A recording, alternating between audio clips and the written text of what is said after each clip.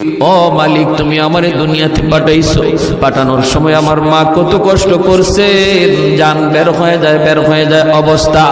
এরপরে আমি দুনিয়াতে আসলাম, এত কষ্ট আমি মাকে দিলাম, কিন্তু মার কোনো খেদমত আমি করতে পারলাম না।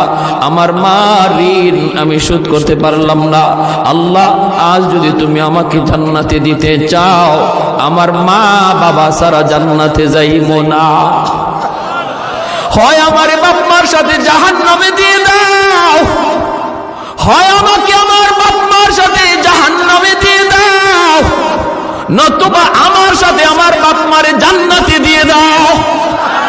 আমি আমার মা বাবা ছাড়া থাকবো না।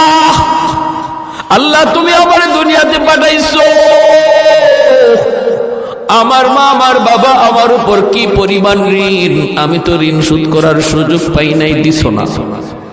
আজ হাসরের মাঠে যদি আমাকে জান্নাত দিতে হয়, বাপ মা ছাড়া জান্নাতে যাইবো না।